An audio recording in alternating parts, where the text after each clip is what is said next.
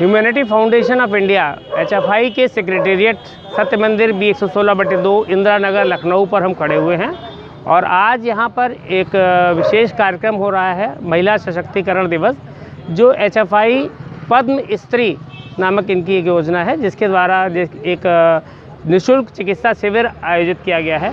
इस निःशुल्क चिकित्सा शिविर में 2 वरिष्ठ महिला चिकित्सक और एक दंत चिकित्सक और उनके सहयोगी यहाँ पे आए हुए हैं, जिनमें महिला चिकित्सकों में डॉक्टर कुसुम दुबे और डॉक्टर सुमन मिश्रा जी यहाँ पे आई हुई हैं, जिनसे हम लोग महिलाओं से संबंधित उनकी बीमारी, उनसे जुड़ी हुई जो समस्याएं होती हैं, माहवारी से जुड़ी हुई समस्याएं होती हैं, मेंस्ट्रुअल सिंड्रोम्स होते हैं, उसके बारे में कुछ प्रश्न पूछेंगे और उनसे जवाब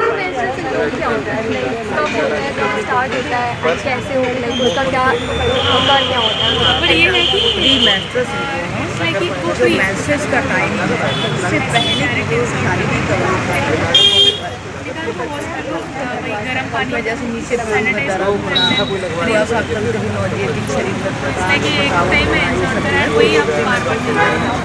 मेंसेस से पहले की अवस्था उसको 2-3 दिन पहले, कभी कभी किसी के 1-2 दिन पहले होता, कभी कभी नहीं कुछ होता, लेकिन होने के समय हो जाता तो किसी के 1 दिन पहले से हो जाता, किसी के 2-3 दिन पहले तक चलता है। तो ये हार्मोन्स के अकॉर्डिंगली जब हार्मोन की एक्सेस होती है उस टाइम हमारे शरीर में जैसे शिथिलता आ जाती है, थोड़ा सा अंदर से लगता है आलस जैसे, कमजोरी जैसे लगेगा, पेड़ों में दर्द लगेगा, कमर में दर्द लगेगा, इस सब को मिला के हम लोग बोलते हैं प्रीमेंस्ट्रुअल सिंड्रोम। ठीक समझ गया बेटा? तो कितना ब्लड लॉस होता है, like average period?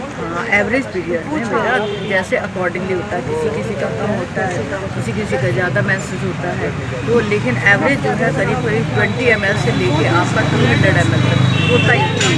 Easy to insert. किसी में 2-3 दिन तक रहता है, किसी में 4-5 दिन तक होता है, हमें देखिए किसी में थोड़ा सा एवरेज होता है, तो एवरेज में 20 से आपको 100 तक नहीं है।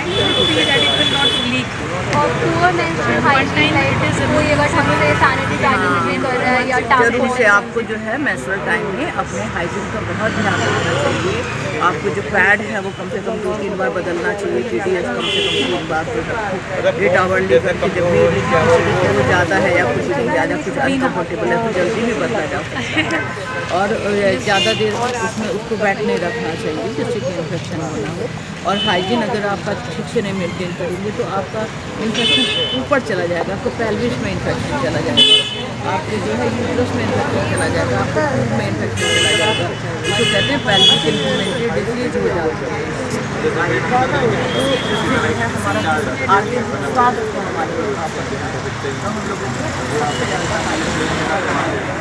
तो किस टाइप की डाइट लेनी चाहिए मेंस्ट्रुअल साइकिल के, लाइक ड्यूरिंग पीरियड? एवरेज जैसे जो डाइट ले रहे हैं वो तो प्रॉपर हम लोगों को लेनी ही लेनी है, कोई अलग से ऐसी वो नहीं है, लेकिन लिक्विड डाइट और ज़्यादा बढ़ा देना चाहिए। बीच बीच में फ्रीक्वेंट डाइट लो जिससे उसको जो है थोड़ा सा वीकनेस ना हो पाए, लिक्विड डाइट थोड़ा ज़्यादा लेना चाहिए। और लाइक मेडिसिन, लाइक जो वुमेन्स PCOD या उसमें जा रही है PID में, हाँ, प्रॉपर मेडिसिन लेना चाहिए सबका। PID और जो PID है ये इन्फेक्शन डिजीज है, और PCOD है ये भी इन्फेक्शन है, मतलब हार्मोनल इम्बैलेंस है। तो जो हार्मोनल इम्बैलेंस है या कोई भी तकलीफ़ है शरीर में तो उसका इलाज प्रॉपर, जो बीमारी है उसके अकॉर्डिंगली इलाज लेना है। PCOD है तो उसके हिसाब से हार्मोन चलेगा, अगर ये आपका PID है तो उसके हिसाब से इन्फेक्शन का इलाज चलेगा, तो वो तो अलग चीज़ है। माने पेल्विक इन्फ्लेमेटरी डिजीज़, अगर आपके PID है तो आपको प्रॉपर उसका ट्रीटमेंट देना पड़ेगा, उसका इलाज दीजिए, कोई भी एंटीबायोटिक दीजिए साथ में। और वैसे जनरल जो मैं एक बता सकती हूँ कि जैसे डॉक्टरिक 100 मिलीग्राम 1BD 14 दिन के लिए दिया जाता है। मेट्रोजिल ER जो है कोई भी, या मेट्रोजिल का प्रिपरेशन 200 1 TDS ये आपको 10 डेज़ के लिए, समझिए। कोई भी अगर लग रहा है इन्फेक्शन, फंगल इन्फेक्शन जैसे लग रहा है तो इट्रेकोनाजोल 200 कम 3-4 डेज़ के लिए दे देना चाहिए। तो और कैल्शियम ऑफ एंड ऑन लेते रहना चाहिए, बीच बीच में बच्चों को देते रहना चाहिए कैल्शियम का। तो ये सारी चीज़ों का ध्यान रखना चाहिए, देना चाहिए। और फिर अगर इससे नहीं सही हो रहा या कोई ज़्यादा बात लग रही है, कुछ और प्रॉब्लम लग रही है तो फिर से कंसल्ट करिए, फिर से दिखाइए, समझ गए। लेकिन अगर कोई तकलीफ़ है तो इसका समय पे ही इलाज ले लेना ज़्यादा बेहतर होता है, जिससे बढ़े ना कोई चीज़। और पीरियड क्रैम्प्स में जैसे लोग मेडिसिन, डॉक्टर्स मेडिसिन प्रेस्क्राइब करते हैं, हाँ यस, पेन किलर ले सकते हैं बेटा। आपको अगर डिस्मेनोरिया मतलब दर्द है, मेंसेस के टाइम दर्द होना कोई बहुत गलत बात नहीं है। नॉर्मल मैसेज में थोड़ा दर्द होता है, जिसके लिए हम कोई भी पेन किलर साधारण ले सकते हैं, वो कोई गलत प्रभाव नहीं डालेगा। बल्कि जहाँ मेंसेस शुरू होने वाला हो, आपको लग रहा पीछे कमर में दर्द या पेड़ों में दर्द है, आप कोई भी टैबलेट मेफ्टाल स्पास है या कोई भी ड्रोटिन MF वगैरह इस तरह की टैबलेट अकॉर्डिंगली 1 BD मतलब 2 बार दिन में या 8 आवर्ली यू कैन टेक, वो कोई हार्म नहीं पहुंचाएगा आपको, समझ गए। नंबर 1 बात। और जो अगर थोड़ा बहुत पेन होने से कोई खराबी नहीं होती मैसेज में, ये शो कर रहा है कि आपका ओवुलेशन हो रहा है और आपका मैसेज सही है, समझिए। तो इसे कोई घबराने की बात नहीं होती है, कोई एकदम से पैनिक ना हो कि हमें बहुत दर्द हो रहा है, ये हो रहा वो हो रहा, समझ गए ना, घबराने लगे हमें कोई खराबी है, ऐसी कोई खराबी नहीं होती। तो दर्द थोड़े में अगर बहुत ज़्यादा दर्द हो रहा है, उल्टी है या बहुत ज़्यादा परेशानी हो रही है, हम खा नहीं पा रहे हैं, तो उसका सिम्टोमेटिक ट्रीटमेंट ले लिया जाता है। उल्टी है तो उल्टी का ले लो, पेट खराब है तो पेट खराब का ले लो, समझ गए ना। लेकिन दर्द का है तो दर्द का ले लो, लेकिन कोई ऐसी घबराने की बात नहीं है। और इनका ट्रीटमेंट आप अगर हार्मोनल इम्बैलेंस है, जैसे PCOD आप बता रही है अभी, तो उसका डॉक्टर से पूछ के अपना जैसा भी है उचित इलाज लिया जा सकता है, बिल्कुल, समझ गए ना। PCOD कंसल्ट करके दिखाया जाता है, दिखा के जो चीज़ जैसी जो कमी होती है उसके अकॉर्डिंगली इलाज कर लिया जाता है। इरेगुलर पीरियड्स और या मिस हो जाना, जो जैसे मंथली मिस हो जाते हैं लोगों हाँ, के, हाँ, तो हाँ, उसमें लाइक कौन से चेकअप्स प्रेफर करते हैं और कौन सी मेडिसिन? नहीं, अगर डिले हो जा रहा है वैसे तो उसमें कोई ऐसी उसकी बात नहीं है। कभी कभी हार्मोनल इम्बैलेंस हो जाता है, उससे भी हो जाता है। कभी कभी कोई एनीमिया हो गया या कोई टेंशन की वजह से सोचता बहुत है, इधर उधर की वर्किंग में या एग्जर्शन वगैरह में लग रहे, उससे भी हो जाता है। तो उसमें कोई ऐसी उसकी बात नहीं होती है। उसको आप चेकअप करा लीजिए, लोअर एब्डोमेन का अल्ट्रासाउंड करा के देख लीजिए कि कोई प्रॉब्लम तो नहीं है, नहीं कोई सिस्ट वगैरह तो नहीं है, कोई और प्रॉब्लम तो नहीं है, तो करा लेना चाहिए, समझ गया। क्योंकि कई बार ऐसा होता है PCOD जैसी बीमारियों में, उसमें लॉन्ग साइकिल होती चली जाती है अगर हम ध्यान नहीं देते। तो अगर हमें लग रहा है कि हमारा PCOD बन रहा है या कोई दूसरा है, तो उसका उचित इलाज ले लीजिए, आप ट्रीटमेंट करा लीजिए, ठीक। तो मेंस्ट्रुअल साइकिल जो है वो क्या 28 डेज से भी ज़्यादा दिन तक रह सकती है? लाइक उसका जो टाइम वो है, टाइम स्पैन वो कितना एक्सीड कर सकता है? 28 डेज नॉर्मल है, उसके बाद थोड़ा किसी में इंडिविजुअल वेरिएशन होता है, किसी में ज़्यादा हो सकता है, किसी में कम। और डाइट का क्या रोल है? लाइक कौन सी डाइट लेनी चाहिए, कौन से न्यूट्रिएंट्स लेने चाहिए? हाँ, एक्चुअली स्पेसिफिकली तो आयरन लेना चाहिए बिकॉज ब्लड लॉस होता है ना। पर जनरल सप्लीमेंट की तरह आप calcium, protein, vitamin C, B complex.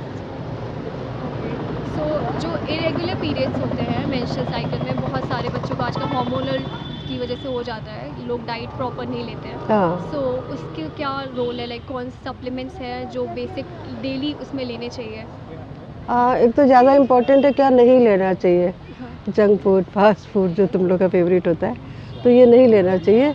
इसके अलावा आपको सिंपल रोटी, दाल, चावल, सब्जी, ग्रीन वेजिटेबल्स, फ्रेश फ्रूट्स, ये सब लेने चाहिए। और डेली रूटीन जो होता है एथलेटिक वुमेन्स जो करते हैं, जो रनिंग में है या कोई भी स्पोर्टिंग उसमें है, सो उनका क्या डेली रूटीन में जो इफेक्ट होता है ड्यूरिंग पीरियड्स, तो उनका वो क्या होना चाहिए?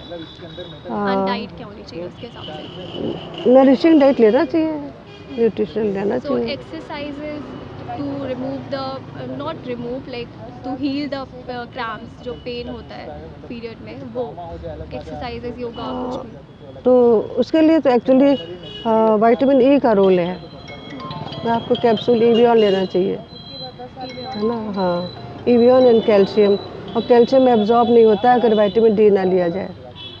साथ में D लो, धूप में बैठो, सप्लीमेंट लो, वीकली भी होते हैं, डेली भी होते हैं। जो हैवी ब्लड होता है ड्यूरिंग, और कुछ लोगों का लाइक मोर देन 7 डेज और 10 डेज एक्सीड हो जाता है पीरियड्स, तो उनका क्या, उनके लिए क्या है? लाइक हैवी ब्लड लॉस रोकने के लिए, लाइक मेडिसिन या हार्मोनल इम्बैलेंस को कंट्रोल करने के लिए? उसके लिए आपको थेरेपी देनी पड़ती है, इंजेक्टेबल्स, ओरल्स, है ना। इंजेक्शन लगवाएं, ओरल लें, ओरल से कंट्रोल नहीं हो रहा है तो, है ना। और आप इन्वेस्टिगेट कराओ, अल्ट्रासाउंड कराओ, अंदर फाइब्राइड हो सकता है, कोई ग्लैंड हो सकती है ना। और अगर नहीं है तो फिर we proceed for hormonal treatment. क्या है डिस्पोज करने की सैनिटरी नैपकिन और यूज़ करते हैं लोग, तो सबको डिस्पोज कैसे करें? इसको आपको पेपर में रैप करके आपको डस्टबिन में डालना चाहिए,